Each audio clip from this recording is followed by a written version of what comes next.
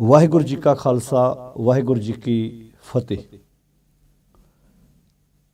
ਗੁਰੂ ਸਾਹਿਬ ਜੀ ਨੇ ਮਾਨਵਤਾ ਦੇ ਭਲੇ ਵਾਸਤੇ ਕਈ ਪਰਉਪਕਾਰ ਸਮਾਜ ਵਿੱਚ ਕੀਤੇ। ਕਈ ਸਮਾਜ ਸੁਧਾਰਕ ਕੰਮ ਆਪਣੀ ਜ਼ਿੰਦਗੀ ਦੇ ਵਿੱਚ ਜਿਹੜੇ ਸਮਾਜ ਨੂੰ ਖੂਬਸੂਰਤ ਬਣਾਉਣ ਵਾਸਤੇ ਗੁਰੂ ਪਾਤਸ਼ਾਹ ਜੀ ਨੇ ਨਵੇਂ ਆਰੰਭ ਕੀਤੇ ਤੇ ਆਮ ਮਨੁੱਖਤਾ ਦੇ ਹੱਕ ਵਿੱਚ ਆਵਾਜ਼ ਬੁਲੰਦ ਕਰਦਿਆਂ ਹੋਇਆਂ ਭਾਵੇਂ ਸਮੇਂ ਦੇ ਹਾਕਮ ਰਾਜੇ ਉਹਨਾਂ ਦੇ ਵਿਰੁੱਧ ਵੀ ਆਵਾਜ਼ ਉਠਾਉਣੀ ਪਈ ਤਾਂ ਗੁਰੂ ਪਾਤਸ਼ਾਹ ਜੀ ਨੇ ਇਸ ਗੱਲੋਂ ਸੰਕੋਚ ਨਹੀਂ ਕੀਤਾ। ਵਕਤ ਦੇ ਬਾਦਸ਼ਾਹ ਹੋਏ ਜਾਂ ਅਖੌਤੀ ਧਾਰਮਿਕ ਲੋਕ ਹੋਏ, ਉਹਨਾਂ ਦੇ ਵਿਰੁੱਧ ਆਵਾਜ਼ ਬੁਲੰਦ ਕਰਦਿਆਂ ਹੋਇਆਂ ਆਮ ਜਿਹੜੀ ਮਾਨਵਤਾ ਸੀ, ਜਿਨ੍ਹਾਂ ਨੂੰ ਉਹਨਾਂ ਦੇ ਹੱਕ ਨਹੀਂ ਸੀ ਮਿਲ ਰਹੇ, ਭਾਵੇਂ ਉਹ ਧਾਰਮਿਕ ਪੱਖੋਂ ਹੋਣ ਚਾਹੇ ਉਹ ਸਮਾਜਿਕ ਪੱਖੋਂ ਹੋਣ, ਹਰ ਇੱਕ ਪੱਖ ਤੋਂ ਗੁਰੂ ਪਾਤਸ਼ਾਹ ਜੀ ਉਹਨਾਂ ਦੇ ਹੱਕ ਵਿੱਚ ਆਵਾਜ਼ ਬੁਲੰਦ ਕਰਦੇ ਰਹੇ। ਸਮੇਂ-ਸਮੇਂ 'ਤੇ ਜੇ ਆਪਾਂ ਵੇਖਦੇ ਹਾਂ ਕਿ ਗੁਰੂ ਨਾਨਕ ਸਾਹਿਬ ਜੀ ਤੋਂ ਲੈ ਕੇ ਧੰਨ ਗੁਰੂ ਗੋਬਿੰਦ ਸਿੰਘ ਸੱਚੇ ਪਾਤਸ਼ਾਹ ਮਹਾਰਾਜ ਜੀ ਤੱਕ, ਜਿੱਥੇ ਉਹਨਾਂ ਨੇ ਪ੍ਰਚਾਰ ਦੌਰੇ ਕੀਤੇ, ਮਾਨਵਤਾ ਦੇ ਭਲੇ ਦੇ ਕਈ ਪਰਉਪਕਾਰ ਕੀਤੇ ਤੇ ਨਾਲ ਜਿਹੜੇ ਸਮਾਜ ਦੇ ਲੋੜਵੰਦ ਲੋਕ ਸੀ ਉਹਨਾਂ ਦੇ ਵਾਸਤੇ ਕਈ ਪਰਉਪਕਾਰ, ਕਈ ਉਪਰਾਲੇ ਵੀ ਜੀਵਨ ਦੇ ਵਿੱਚ ਉਹਨਾਂ ਨੇ ਕੀਤੇ। ਚਾਹੇ ਉਹ ਹੈਲਥ ਨਾਲ ਸੰਬੰਧਿਤ ਸੀ, ਚਾਹੇ ਰੁਜ਼ਗਾਰ ਨਾਲ ਸੰਬੰਧਿਤ ਸੀ, ਚਾਹੇ ਐਜੂਕੇਸ਼ਨ ਨਾਲ ਸੰਬੰਧਿਤ ਸੀ, ਹਰ ਪੱਖ ਤੋਂ ਗੁਰੂ ਪਾਤਸ਼ਾਹ ਜੀ ਨੇ ਆਪਣੇ ਜੀਵਨ ਕਾਲ ਦੇ ਵਿੱਚ ਕਈ ਪਰਉਪਕਾਰ ਕੀਤੇ। ਇਹ ਸਭ ਕੁਝ ਹੋਇਆ ਕਿਵੇਂ ਕਿ ਹਰ ਇੱਕ ਸਿੱਖ ਆਪਣਾ ਬਣਦਾ ਹਿੱਸਾ ਲੋੜਵੰਦਾਂ ਦੇ ਉੱਤੇ ਖਰਚਾ ਕਰਦਾ ਸੀ ਤੇ ਚਾਹੀਦਾ ਵੀ ਹੈ। ਜਿੰਨੇ ਜੋਗੇ ਹਾਂ ਅਸੀਂ, ਜਿੰਨਾ ਸਾਡੇ ਕੋਲ ਸਮਰੱਥਾ ਹੈ, ਅਸੀਂ ਆਪਣੇ ਇਰਦ ਗਿਰਦ ਧਿਆਨ ਮਾਰੀਏ ਵੀ ਜਿੱਥੇ ਵੀ ਸਾਨੂੰ, ਇਹ ਜ਼ਰੂਰੀ ਨਹੀਂ ਕਿ ਅਸੀਂ ਕਿਸੇ ਵਿਸ਼ੇਸ਼ ਜਗ੍ਹਾ 'ਤੇ ਜਾ ਕੇ ਪਹੁੰਚ ਕੇ ਪਰਉਪਕਾਰ ਕਰਨਾ ਹੈ। ਜਿੱਥੇ ਵੀ ਸਾਡੇ ਕੋਲ ਸਮਰੱਥਾ ਹੋਵੇ, ਤੁਸੀਂ ਕਿਸੇ ਪਿੰਡ ਰਹਿੰਦੇ ਹੋ, ਕਿਸੇ ਸ਼ਹਿਰ ਰਹਿੰਦੇ ਹੋ, ਆਪਣੇ ਚੁਗਿਰਦੇ ਪੂਰੀ ਬਰੀਕੀ ਨਾਲ ਛਾਣਬੀਣ ਕਰਕੇ ਤੁਹਾਨੂੰ ਲੱਗੇ ਕਿ ਵਾਕਿਆ ਇਹ ਇਨਸਾਨ ਲੋੜਵੰਦ ਹੈ, ਉਹਦੇ ਤੱਕ ਉਹਦੀ ਹੈਲਪ ਕੀਤੀ ਜਾ ਸਕਦੀ ਹੈ। ਤੇ ਜ਼ਰੂਰੀ ਨਹੀਂ ਉਹ ਹੈਲਪ ਪੈਸੇ ਟਕੇ ਦੀ ਹੋਵੇ। ਬਹੁਤ ਵਾਰੀ ਕਿਸੇ ਇਨਸਾਨ ਨੂੰ ਰੋਜ਼ਗਾਰ ਦੇ ਕਾਬਲ ਕਰ ਦੇਣਾ, ਇਹ ਵੀ ਇੱਕ ਉਹਦੀ ਮਦਦ ਹੀ ਮੰਨੀ ਜਾਏਗੀ। ਪਰ ਇਹਦੇ ਨਾਲ ਸਮਾਜ ਵਿੱਚ ਕੁਝ ਜ਼ਿੰਮੇਵਾਰ ਲੋਕ ਜਦੋਂ ਇਹਨਾਂ ਚੀਜ਼ਾਂ ਤੋਂ ਭਗੌੜੇ ਹੋ ਕੇ ਉਹ ਆਪਣੀਆਂ ਸੇਵਾਵਾਂ ਇਸ ਤਰ੍ਹਾਂ ਅਰਪਣ ਕਰਦੇ ਨੇ ਵੀ ਸ਼ਾਇਦ ਕਿਸੇ ਧਾਰਮਿਕ ਅਸਥਾਨ 'ਤੇ ਕੁਝ ਵਿਸ਼ੇਸ਼ ਚੀਜ਼ਾਂ ਅਰਪਣ ਕਰਨ ਨਾਲ ਸਾਨੂੰ ਗੁਰੂ ਪਾਤਸ਼ਾਹ ਜੀ ਦੀ ਖੁਸ਼ੀ ਵੱਧ ਪ੍ਰਾਪਤ ਹੋਏਗੀ, ਉਦੋਂ ਕੁਝ ਸਵਾਲ ਜ਼ਰੂਰ ਪੈਦਾ ਹੁੰਦੇ ਨੇ। ਜਦੋਂ ਅਸੀਂ ਸਤਿਗੁਰੂ ਗੁਰੂ ਨਾਨਕ ਸਾਹਿਬ ਜੀ ਦੇ ਪਾਵਨ ਵਾਕ ਪੜ੍ਹਦੇ ਹਾਂ ਵੀ ਅਕਲੀ ਸਾਹਿਬ ਸੇਵੀਐ, ਅਕਲੀ ਪਾਈਐ ਮਾਨ, ਅਕਲੀ ਪੜ੍ਹ ਕੇ ਬੁੱਝੀਏ, ਅਕਲੀ ਕੀਚੈ ਦਾਨ, ਨਾਨਕ ਆਖੈ ਰਾਹ ਇਹ ਹੋਰ ਗੱਲਾਂ ਸ਼ੈਤਾਨ। ਪਾਤਸ਼ਾਹ ਜੀ ਕਹਿੰਦੇ ਅਕਲ ਦੀ ਵਰਤੋਂ ਕਰਨੀ ਚਾਹੀਦੀ ਹੈ। ਅਕਲੀ ਸਾਹਿਬ ਸੇਵੀਏ, ਅਕਲ ਦੇ ਨਾਲ ਹੀ ਉਹ ਸਾਹਿਬ ਨੂੰ ਸੇਵਣਾ ਚਾਹੀਦਾ ਹੈ ਤੇ ਅਕਲੀ ਪਾਈਏ ਮਾਨ, ਇੱਜ਼ਤ ਵੀ ਮਿਲੇਗੀ ਜੇ ਅਸੀਂ ਆਪਣੀ ਸਿਆਣਪ ਦੀ ਵਰਤੋਂ ਕਰਾਂਗੇ ਗੁਰੂ ਪਾਤਸ਼ਾਹ ਜੀ ਦੇ ਉਪਦੇਸ਼ ਮੁਤਾਬਕ। ਤੇ ਅਕਲੀ ਪੜ੍ਹ ਕੇ ਬੁੱਝੀਏ, ਕੱਲਾ ਪੜ੍ਹਨਾ ਨਹੀਂ, ਬੁੱਝਣਾ ਹੈ, ਸਮਝਣਾ ਹੈ। ਤੇ ਸ਼ਬਦ ਉਹ ਕਿੱਡਾ ਪਿਆਰਾ ਵਰਤਿਆ, ਅਕਲੀ ਪੜ੍ਹ ਕੇ ਬੁੱਝੀਏ, ਅਕਲੀ ਕੀਚੇ ਦਾਨ। ਉਹ ਦਾਨ ਕੱਲਾ ਪੈਸੇ ਟਕੇ ਦਾ ਨਹੀਂ ਹੈ, ਨਾਲੇ ਪੈਸੇ ਟਕੇ ਦਾ ਦਾਨ ਦਿੱਤਾ ਵੀ ਨਹੀਂ ਜਾ ਸਕਦਾ। ਉੱਥੇ ਤੁਸੀਂ ਕਿਸੇ ਦੀ ਹੈਲਪ ਕਰਦੇ ਹਾਂ, ਮਦਦ ਕਰਦੇ ਹਾਂ। ਦਾਨ ਸ਼ਬਦ ਦਾ ਅਰਥ ਹੈ ਕਿ ਜੇ ਤੁਹਾਡੇ ਕੋਲ ਕਿਸੇ ਕੋਈ ਹੁਨਰ ਹੈ, ਗੁਣ ਹੈ, ਅੱਗੇ ਸ਼ੇਅਰ ਕਰੋ। ਪਰ ਨਾਲ ਵੇਖਣ ਚਾਹੁੰਦਾ ਵੀ ਸਾਡੇ ਕੁਝ ਸਮਾਜ ਦੇ ਵਿੱਚ ਪੜ੍ਹਿਆ ਲਿਖਿਆ ਵਰਗ ਵੀ ਕਈ ਵਾਰੀ ਇਹੋ ਜਿਹੇ ਧਾਰਮਿਕ ਲੋਕਾਂ ਦੇ ਵਹਿਣ 'ਚ ਵਹਿੰਦਾ ਹੈ ਕਿ ਉਹ ਕਿਸੇ ਵਿਸ਼ੇਸ਼ ਜਗ੍ਹਾ 'ਤੇ ਕਿਸੇ ਚੀਜ਼ ਨੂੰ ਚੜ੍ਹਾਉਣ ਵਿੱਚ ਆਪਣਾ ਉਹ ਸਭ ਤੋਂ ਵੱਡੀ ਸੇਵਾ ਸਮਝਦਾ। ਜਿਵੇਂ ਅੱਜ ਕੱਲ੍ਹ ਇੱਕ ਮਸਲਾ ਭਖਿਆ ਹੋਇਆ ਹੈ ਕਿ ਗੁਰਵਿੰਦਰ ਸਿੰਘ ਸਮਰਾ ਨਾਂ ਦਾ ਡਾਕਟਰ, ਜੋ ਜਲੰਧਰ ਦਾ ਰਹਿਣ ਵਾਲਾ, ਜਿਹਨੇ ਅੱਜ ਤੋਂ ਕੁਝ ਸਮਾਂ ਪਹਿਲਾਂ ਪਟਨਾ ਸਾਹਿਬ ਦੀ ਧਰਤੀ 'ਤੇ ਉੱਥੇ ਛਤਰ ਤੇ ਇੱਕ ਕਿਰਪਾਨ ਜੋ ਸੋਨੇ ਦੀ, ਉਹਨਾਂ ਦੇ ਕਹਿਣ ਮੁਤਾਬਕ ਉਹਨਾਂ ਨੇ ਉੱਥੇ ਭੇਟਾ ਕੀਤੀ ਹੈ, ਜਿਹਦੀ ਕੀਮਤ ਲਗਭਗ ਮੀਡੀਆ ਦੇ ਮੁਤਾਬਕ ਸਾਰਿਆਂ ਨੇ ਸੁਣੀ ਹੋਣੀ ਹੈ ਵੀ 5 ਕਰੋੜ ਦੇ ਕਰੀਬ ਹੈ। ਪਰ ਕਦੀ ਸੋਚ ਕੇ ਵੇਖੋ, ਮੈਂ ਪਿਛਲੇ ਦਿਨ ਵੀ ਇੱਕ ਵਿਚਾਰਾਂ ਕਰਦਿਆਂ ਗੱਲ ਕਹੀ ਸੀ ਵੀ ਇੰਨੀਆਂ ਮਹਿੰਗੀਆਂ ਚੀਜ਼ਾਂ ਧਾਰਮਿਕ ਸਥਾਨਾਂ 'ਤੇ ਚੜ੍ਹਾਉਣ ਦੀ ਬਜਾਏ ਤੁਸੀਂ ਆਪਣੇ ਚੁਗਿਰਦੇ ਧਿਆਨ ਮਾਰੋ, ਕਿੰਨੇ ਬੱਚੇ ਹੋਣਗੇ ਜਿਨ੍ਹਾਂ ਦਾ ਪੜ੍ਹਨ ਨੂੰ ਦਿਲ ਕਰਦਾ ਹੋਏਗਾ, ਪਰ ਉਹਨਾਂ ਦੇ ਮਾਂ-ਬਾਪ ਦੇ ਕੋਲ ਸਮਰੱਥਾ ਨਹੀਂ ਕਿ ਉਹਨਾਂ ਨੂੰ ਕਿਸੇ ਚੰਗੇ ਸਕੂਲ ਵਿੱਚ ਪੜ੍ਹਾ ਸਕਣ। ਕਿੰਨੇ ਹਸਪੀਟਲਾਂ 'ਚ ਮਰੀਜ਼ ਤੜਫ ਰਹੇ ਨੇ ਜਿਹਨਾਂ ਨੂੰ ਇਲਾਜ ਦੀ ਜ਼ਰੂਰਤ ਹੈ। ਪਰ ਅਸੀਂ ਵਿਸ਼ੇਸ਼ ਜਗ੍ਹਾ 'ਤੇ ਇਹੋ ਜਿਹੇ ਕੀ ਗੁਰੂ ਪਾਤਸ਼ਾਹ ਦਾ ਸਿਧਾਂਤ ਹੈ, ਅਸੀਂ ਕਿਸੇ ਮਜ਼ਹਬ ਦੀ ਗੱਲ ਨਹੀਂ ਕਰਦੇ, ਅਸੀਂ ਕਿਸੇ ਕੌਮ ਦੀ, ਅਸੀਂ ਆਪਣੇ ਘਰ ਦੀ ਸਫਾਈ ਦੀ ਗੱਲ ਕਰਦੇ। ਕਿ ਉੱਥੇ ਬਹਿਣ ਵਾਲੇ ਕਦੀ ਉਹਨਾਂ ਨੂੰ ਸਮਝਾਉਣ ਦੀ ਕੋਸ਼ਿਸ਼ ਕਰਨਗੇ? ਉਹ ਮੁੱਦਾ ਐਸਾ ਬਣਿਆ ਕਿ ਬਾਅਦ ਵਿੱਚ ਜਿਹੜੀ ਗੱਲ ਮੀਡੀਆ ਦੇ ਵਿੱਚ ਆਈ ਹੈ ਕਿ ਉਹਨਾਂ ਕਹਿੰਦੇ ਜੀ ਉਹ ਤਾਂ ਸੋਨਾ ਨਕਲੀ ਹੈ, ਉਹ ਤਾਂ ਸੋਨਾ ਅਸਲੀ ਨਹੀਂ। ਉਹਨੇ ਡਾਕਟਰ ਨੇ ਕਹਿਤਾ ਜੀ ਸੋਨਾ ਅਸਲੀ। ਹੁਣ ਇਸ ਸਾਰੇ ਚੱਲਦੇ ਕੇਸ ਵਿੱਚ ਜਿਹੜੇ ਉੱਥੋਂ ਦੇ ਜਥੇਦਾਰ ਨੇ ਭਾਈ ਰਣਜੀਤ ਸਿੰਘ ਜੀ ਗੌਰ, ਉਹਨਾਂ ਨੂੰ ਜਥੇਦਾਰੀ ਤੋਂ ਲਾਹ ਦਿੱਤਾ ਗਿਆ। ਹੁਣ ਗੱਲ ਇਕੱਲੀ ਰਣਜੀਤ ਸਿੰਘ ਦੀ ਨਹੀਂ, ਗੱਲ ਇਹ ਹੈ ਵੀ ਜਿਹੜੀਆਂ ਇਹੋ ਜਿਹੇ ਲੋਕ ਜਿਹੜੇ ਪੜ੍ਹੇ ਲਿਖਿਆ ਵਰਗ ਹੈ, ਜਿਹੜੇ ਕਦੀ ਉਹ ਹਜੂਰ ਸਾਹਿਬ ਜਾ ਕੇ ਇੱਦਾਂ ਦੀਆਂ ਸੇਵਾਵਾਂ ਕਰਦੇ ਨੇ, ਮਾਨਵਤਾ ਤੇ ਕੁਰਲਾ ਰਹੀ ਹੈ, ਤੜਫ ਰਹੀ ਹੈ। ਕਦੀ ਭਗਤ ਪੂਰਨ ਸਿੰਘ ਦਾ ਪਿੰਗਲਵਾੜਾ ਦਿਖਿਆ ਸਾਨੂੰ? ਕਿੰਨੇ ਲੋਕ ਨੇ ਜਿਹੜੇ ਵਾਕਿਆ ਤੁਸੀਂ ਆਪਣੇ ਮੈਂ ਵਿਦੇਸ਼ਾਂ ਵਿੱਚ ਵੀ ਬੈਠੇ ਆਪਣੇ ਵੀਰਾਂ ਨੂੰ ਇੱਕ ਬੇਨਤੀ ਕਰਦਾ ਹੁੰਨਾ, ਤੁਸੀਂ ਬਾਹਰ ਭੱਜਣ ਦੀ ਬਜਾਏ ਆਪਣੇ ਪਿੰਡਾਂ ਵੱਲ ਵੇਖੋ। ਤੁਹਾਡੇ ਪਿੰਡ ਵਿੱਚ ਪਤਾ ਨਹੀਂ ਕਿੰਨੇ ਲੋੜਵੰਦ ਹੋਣਗੇ।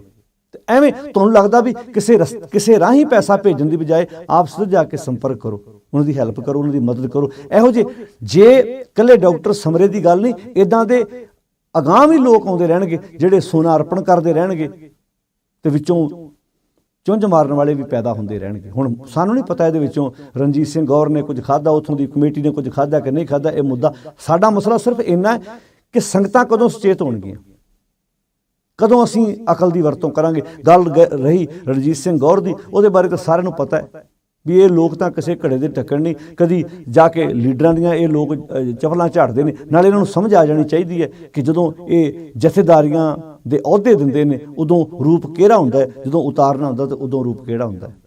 ਮੈਂ ਤਾਂ ਅਕਸਰ ਬੇਨਤੀ ਕਰਦਾ ਹੁੰਦਾ ਕਿ ਜੇ ਪਖੰਡਵਾਦ ਡੇਰਾਵਾਦ ਨੂੰ ਜਨਮ ਦੇਣ ਵਾਲੇ ਲੋਕ ਨੇ ਤੇ ਇਹ ਲੋਕ ਨੇ, ਇਹਨਾਂ ਤੋਂ ਬਿਨਾਂ ਕਿਸੇ ਸਾਧ ਦੀ ਬਰਸੀ ਮੁਕੰਮਲ ਨਹੀਂ ਹੁੰਦੀ। ਇਹ ਉਹ ਲੋਕ ਨੇ ਜਿਨ੍ਹਾਂ ਦੇ ਜਾਣ ਤੋਂ ਬਿਨਾਂ ਕਿਸੇ ਡੇਰੇ ਦੀ ਆਰੰਭਤਾ ਨਹੀਂ ਹੁੰਦੀ। ਇਹ ਉਹ ਲੋਕ ਨੇ ਜਿਨ੍ਹਾਂ ਨੇ ਡੇਰਿਆਂ ਨੂੰ ਬੜਾਵਾ ਦਿੱਤਾ ਹੈ। ਜੇ ਅੱਜ ਪਖੰਡਵਾਦ ਦਾ ਜਨਮ ਹੋਇਆ ਤੇ ਕਿਤੇ ਨਾ ਕਿਤੇ ਇਹ ਲੋਕ ਕਸੂਰਵਾਰ ਨੇ। ਪਰ ਗੱਲ ਇੱਕ ਡਾਕਟਰ ਸਮਰੇ ਦੀ ਜਾਂ ਇੱਕ ਰਣਜੀਤ ਸਿੰਘ ਗੌਰ ਦੀ ਨਹੀਂ ਹੈ। ਜਿਹੜੀ ਗੱਲ ਕਾਦੀ ਕੂੜ ਬੋਲ ਮਲ ਖਾਏ, ਬਾਹਮਣ ਨਾਵੈ ਜੀਆਂ ਕਾਏ, ਜੋਗੀ ਜੁਗਤ ਨਾ ਜਾਣੇ ਅੰਧ, ਤੀਨੇ ਉਜਾੜੇ ਕਬੰਦ। ਧਾਰਮਿਕ ਪਹਿਰਾਵੇ ਦੇ ਵਿੱਚ ਪਤਾ ਨਹੀਂ ਕਿੰਨੇ ਡਾਕੂ ਤੇ ਲੁਟੇਰੇ ਤੁਰੇ ਫਿਰਦੇ ਨੇ। ਲਿਫਾਜ਼ੇ ਖਜ਼ਰ ਮੇ ਜਹਾਂ ਸੈਂਕੜੇ ਰਾਜਨ ਵੀ ਫਿਰਤੇ ਹੈ, ਅਗਰ ਦੁਨੀਆ ਮੇ ਰਹਿਣਾ ਹੈ ਤਾਂ ਕੁਝ ਪਹਿਚਾਨ ਪੈਦਾ ਕਰ। ਇੱਥੇ ਧਰਮ ਦੀ ਵਰਦੀ ਵਿੱਚ ਪਤਾ ਨਹੀਂ ਕਿੰਨੇ ਡਾਕੂ ਤੇ ਲੁਟੇਰੇ ਠੱਗ ਤੁਰੇ ਫਿਰਦੇ ਨੇ। ਹੁਣ ਉਹ ਕਹਿੰਦਾ ਜੀ ਮੈਂ ਅਸਲੀ ਸੋਨਾ ਚੜਾਇਆ, ਉਹ ਕਹਿੰਦੇ ਜੀ ਇਹਨੇ ਤੇ ਨਕਲੀ ਚੜਾਇਆ। ਤੇ ਪਹਿਲਾਂ ਪੁੱਛੇ ਡਾਕਟਰ ਸਮਰੇ ਨੂੰ ਵੀ ਤੈਨੂੰ ਚੜਾਉਣ ਦੀ ਲੋੜ ਕੀ ਪਈ ਸੀ? ਤੇਰੇ ਜਲੰਧਰ ਦੇ ਇਰਦ ਗਿਰਦ ਲੋੜਵੰਦ ਲੋਕ ਮੁੱਕ ਗਏ ਸੀ। ਉਹਨਾਂ ਦੀ ਹੈਲਪ ਕਰਨ ਦੀ ਬਜਾਏ ਕਿ ਗੁਰੂ ਪਾਤਸ਼ਾਹ, ਜਿਹੜੇ ਗੁਰੂ ਪਾਤਸ਼ਾਹ ਭਾਈ ਲਾਲੋ ਦੇ ਘਰ ਜਾਣਾ ਪਸੰਦ ਕਰਦੇ ਆ, ਮਲਕ ਭਾਗੋ ਦੇ ਖੀਰਾਂ ਤੇ ਪੂੜੇ ਠੁਕਰਾ ਰਹੇ ਆ, ਕਿ ਉਹ ਗੁਰੂ ਪਾਤਸ਼ਾਹ ਨੂੰ ਅਸੀਂ ਸੋਨੇ ਦੀਆਂ ਪਾਲਕੀਆਂ ਤੇ ਸੋਨੇ ਦੇ ਕਲਸ਼ ਦੇ ਨਾਲ ਖੁਸ਼ ਕਰ ਲਵਾਂਗੇ ਭਲਾ? ਕਦੀ ਪਿੰਡਾਂ ਵਿੱਚ ਕਦੀ ਧਿਆਨ ਮਾਰ ਕੇ ਵੇਖਿਆ ਕਿ ਗ੍ਰੰਥੀਆਂ ਦੀਆਂ ਤਨਖਾਹਾਂ ਕਿੰਨੀਆਂ ਜਿਹੜੇ ਪਿੰਡਾਂ ਵਿੱਚ ਕੰਮ ਕਰਦੇ ਨੇ? ਕਦੀ ਸੋਚ ਕੇ ਵੇਖਿਆ ਜਿਹੜੇ ਗੁਰਦੁਆਰਿਆਂ 'ਚ ਸੇਵਾਦਾਰ ਨੇ ਉਹਨਾਂ ਦੀਆਂ ਤਨਖਾਹਾਂ ਕਿੰਨੀਆਂ ਨੇ? ਕਦੀ ਉਸ ਬੰਨੇ ਧਿਆਨ ਦੇਣ ਦੀ ਕੋਸ਼ਿਸ਼ ਕੀਤੀ ਹੈ ਸਾਡੇ ਸਮਾਜ ਨੇ? ਅਸੀਂ ਤਾਂ ਦੇਖਾ ਦੇਖੀ ਸਭ ਕਰੇ, ਮਨਮੁਖ ਬੂਝ ਨਾ ਪਾਏ ਵਾਲੀ ਗੱਲ ਹੈ।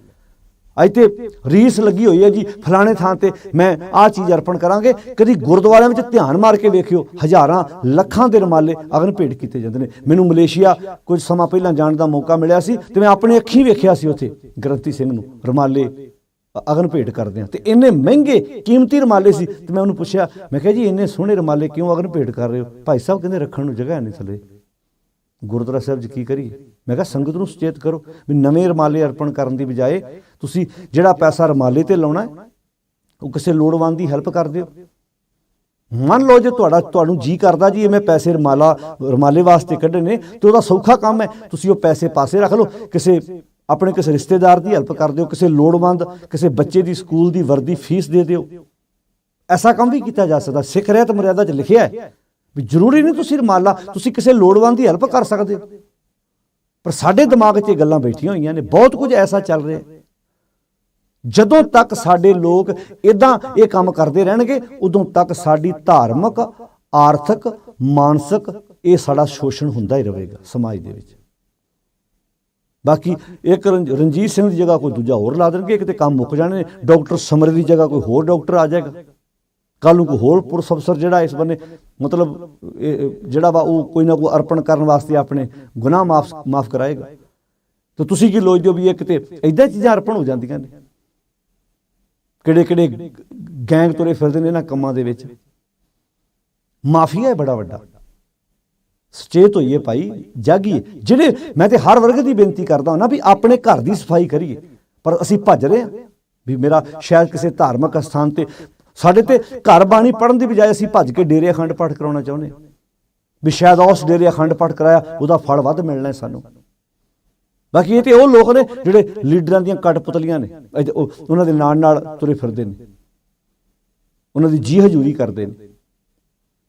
ਮੈਂ ਤਾਂ ਅਕਸਰ ਬੇਨਤੀ ਕਰਦਾ ਹੁੰਦਾ, ਕਦੀ ਧਿਆਨ ਮਾਰ ਕੇ ਵੇਖਿਓ ਮੀਡੀਆ ਦੇ ਵਿੱਚ ਅੱਜ ਜਦੋਂ ਅਸੀਂ ਪਖੰਡੀ ਬਾਬਿਆਂ ਬਾਰੇ ਬੋਲਦੇ ਹਾਂ ਤੇ ਕਿੰਨਿਆਂ ਦੇ ਸਾਨੂੰ ਫੋਨ ਆਉਂਦੇ ਨੇ, ਨਹੀਂ ਭਾਈ ਸਾਹਿਬ ਜੀ ਤੁਸੀਂ ਇੱਕ ਵਾਰੀ ਆਣ ਕੇ ਸਾਡੇ ਮਹਾਂਪੁਰਖਾਂ ਦੀ ਲੀਲਾ ਤੇ ਵੇਖੋ, ਇੱਕ ਵਾਰੀ ਤੁਸੀਂ ਕਦੀ ਮਿਲੇ ਜੇ? ਮੈਂ ਕਿਹਾ ਨਹੀਂ ਜੀ, ਮੈਂ ਤੇ ਆਪਣੇ ਗੁਰੂ ਨੂੰ ਮਿਲਦਾ ਰੋਜ਼, ਸ਼ਬਦ ਰੂਪੀ ਗੁਰੂ ਨੂੰ ਰੋਜ਼ ਮਿਲਦਾ। ਮੈਨੂੰ ਕਿਸੇ ਘਰ ਬਾਬਾ ਗਾ ਵੀ ਹੈ, ਮੈਂ ਤਾਂ ਉਸ ਬਾਬੇ ਨੂੰ ਰੋਜ਼ ਮਿਲਦਾ। ਤੁਹਾਨੂੰ ਤੁਹਾਡਾ ਬਾਬਾ ਮੁਬਾਰਕ ਹੈ। ਅਗਲਿਆਂ ਨੇ ਚੋਗੇ ਪਾਏ ਹੋਏ ਨੇ, ਭੱਜੇ ਜਾਂਦੇ ਨੇ ਉਧਰ ਨੂੰ। ਕੋਈ ਇੱਕ ਰਣਜੀਤ ਸਿੰਘ ਗੌਰ ਵਰਗਾ ਥੋੜਾ ਹੈ, ਜਾਂ ਇੱਕ ਡਾਕਟਰ ਸਮਰੇ ਵਰਗੇ ਲੋਕ ਥੋੜਾ ਨੇ।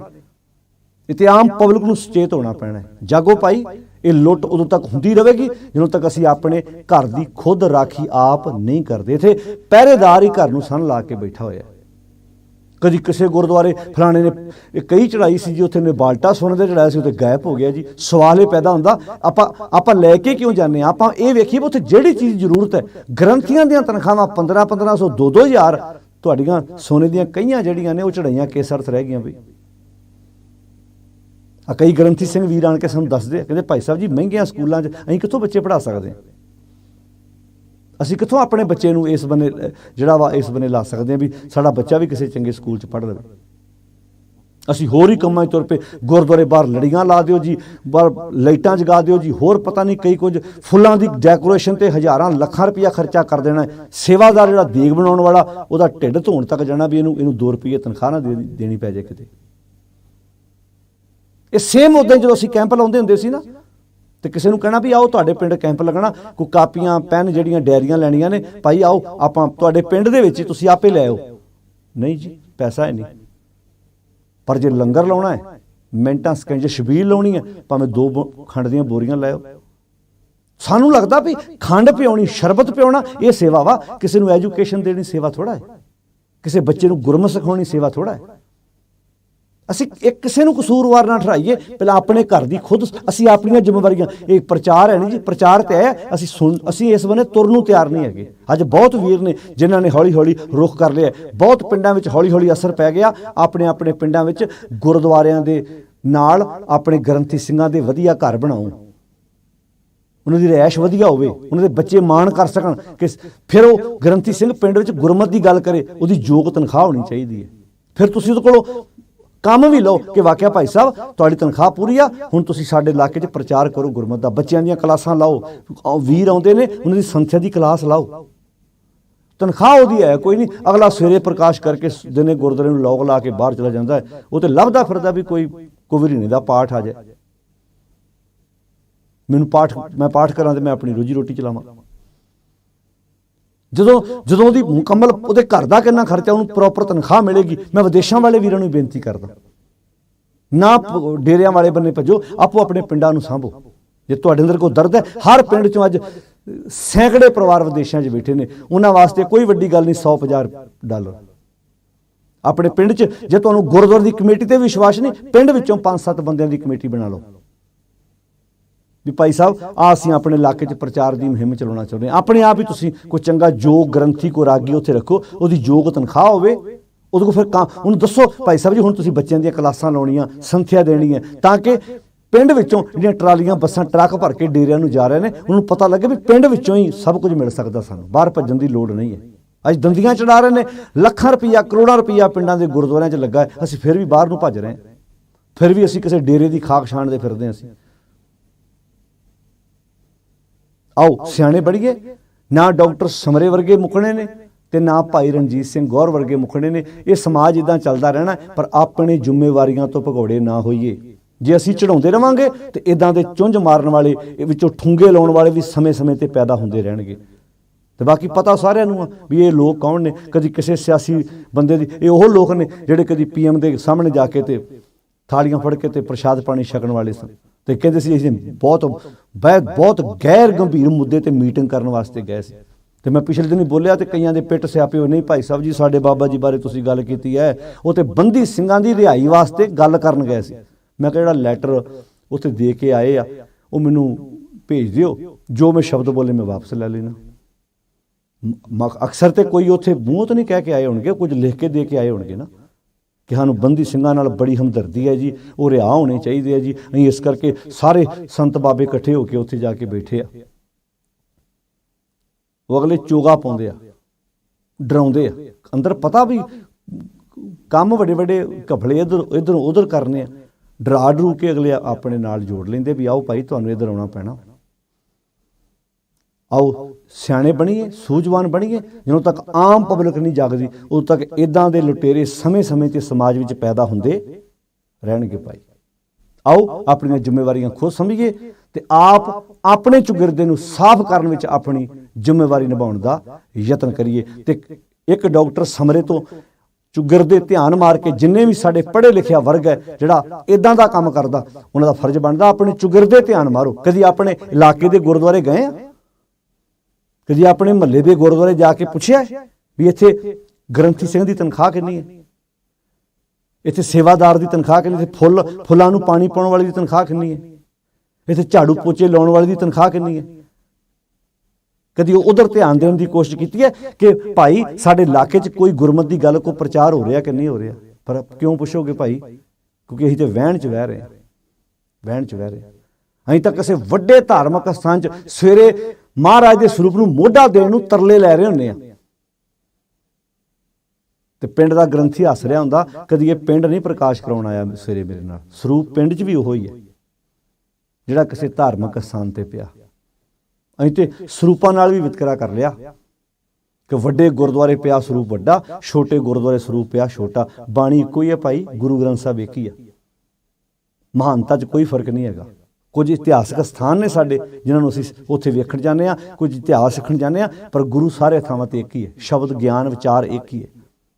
ਆਪਣੀਆਂ ਜ਼ਿੰਮੇਵਾਰੀਆਂ ਸਮਝੀਏ, ਨਹੀਂ ਤੇ ਇੱਦਾਂ ਦੇ ਸਮਾਜ ਵਿੱਚ ਚੜਾਉਣ ਵਾਲੇ ਵੀ ਸਮੇਂ-ਸਮੇਂ ਤੇ ਪੈਦਾ ਹੁੰਦੇ ਰਹਿਣਗੇ ਤੇ ਘਪਲੇ ਕਰਨ ਵਾਲੇ ਵੀ ਵਿੱਚੋਂ ਪੈਦਾ ਹੁੰਦੇ ਰਹਿਣਗੇ ਤੇ ਜਲੂਸ ਫਿਰ ਸਾਰੇ ਸਮਾਜ ਦਾ ਨਿਕਲਦਾ ਵੀ ਇੱਦਾਂ ਦੇ ਲੋਕ ਨੇ ਯਾਰ, ਇੱਦਾਂ ਦੇ ਲੋਕ ਨੇ। ਬਾਕੀ ਬਹੁਤ ਕੁਝ ਹੈ, ਮੈਂ ਕਿਸੇ ਦੀ ਨਿੱਜੀ ਜ਼ਿੰਦਗੀ ਬਾਰੇ ਗੱਲ ਨਹੀਂ ਕਰਨਾ ਚਾਹੁੰਦਾ, ਮੈਂ ਤਾਂ ਸਿਰਫ ਇਸ ਮੁੱਦੇ ਤੇ ਗੱਲ ਕਰਨਾ ਚਾਹੁੰਦਾ। ਸਿਆਣੇ ਬਣੀਏ, ਸੂਝਵਾਨ ਬਣੀਏ, ਕਿਉਂਕਿ ਸਾਨੂੰ ਕਈਆਂ ਦੇ ਫੋਨ ਆਉਂਦੇ, ਭਾਈ ਸਾਹਿਬ ਕਿਹੜੀ ਸੇਵਾ ਕਰੀਏ ਜੀ? ਤੁਸੀਂ ਆਪ ਕਿਸੇ ਦੀ ਸੇਵਾ ਨਾ ਕਰੋ, ਆਪਣੇ ਇਲਾਕੇ 'ਚ ਆਪਣੇ ਪਿੰਡ 'ਚ ਖੁਦ ਆਪ ਵੇਖੋ ਕਿ ਬੱਚੇ ਦੀ ਵਾਕਿਆ ਕਿਸੇ ਦਾ ਪਿਓ ਹੈ ਨਹੀਂ, ਕਿਸੇ ਦੀ ਮਾਂ ਹੈ ਨਹੀਂ, ਕੋਈ ਬੱਚਾ ਪੜ੍ਹਨਾ ਚਾਹੁੰਦਾ ਹੈ,